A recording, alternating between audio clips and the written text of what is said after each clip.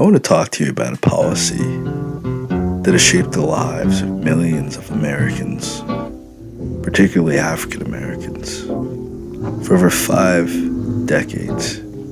It's called the War on Drugs.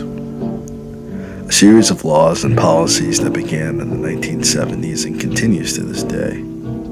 On the surface, the War on Drugs was presented as a fight against drug abuse and addiction, but in reality it became a system of inequality that disproportionately targeted Black Americans, leading to mass incarceration, broken families, and systemic racism that persists to this day. The War on Drugs officially began in 1971 when President Richard Nixon declared drug abuse public enemy number one. But the motivations behind this policy were far more complex than just public health. Historians and Nixon's own advisors have revealed that the War on Drugs was, in part, a political strategy. It was designed to target anti-war activists in Black communities who were seen as threats to the establishment. By criminalizing drug use and forcing enforcement in Black neighborhoods, the government can justify aggressive policing and incarceration, effectively silencing dissent and maintaining control.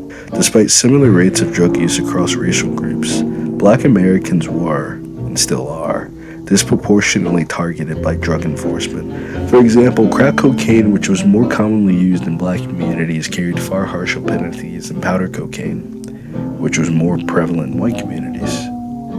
The 1986 Anti-Drug Abuse Act established mandatory minimum sentences, including a 100-to-1 sentencing disparity between crack and powder cocaine. This meant that someone caught with 5 grams of crack cocaine would receive the same mandatory sentence as someone with 500 grams of powder cocaine. The result? Black Americans were arrested, convicted, and incarcerated at staggering rates. By the 1990s, the U.S. had the highest incarceration rate in the world, with Black Americans making up a disproportionate share of the prison population. The impact of the War on Drugs on Black communities has been devastating. Mass incarceration tore families apart, leaving children to grow up without parents. It created cycles of poverty, as those with criminal records faced barriers to employment, housing, and education. Entire neighborhoods were destabilized, not because of drug use itself, but because of the aggressive policing and incarceration that followed. The War on Drugs didn't just punish individuals, it punished entire communities, creating systemic inequalities that persist to this day. The War on Drugs didn't just target Black Americans, it fueled the growth of the prison industrial complex. Private prisons, law enforcement agencies, and corporations profited from mass incarceration, creating a system that prioritized profits over people. This system was built on systemic racism. From racial profiling to bias sentencing, every step of the criminal justice system was stacked against Black Americans. And while the War on Drugs was sold as a way to keep communities safe, it ultimately made them less safe by perpetuating cycles of poverty, violence, and distrust. Activists, scholars, and organizations have worked tirelessly to expose the injustices of the War on Drugs and push for reform. Books like Michelle Alexander's The New Jim Crow have shed light on how the War on Drugs functions as a system of racial control. Movements like Black Lives Matter have brought national attention to police brutality and systemic racism. And in recent years, there have been some steps towards reform, such as the Fair Sentencing Act of 2017, which reduced the sentencing disparity between powder and crack cocaine. But these changes are just the beginning.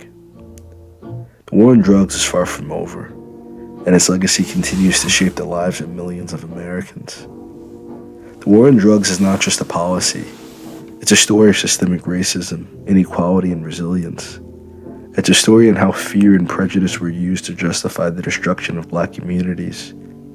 But it's also a story of resistance, of people fighting for justice and demanding change. And as we reflect on history, we must ask ourselves, what kind of society do we want to live in? One that criminalizes and incarcerates, or one that supports and uplifts?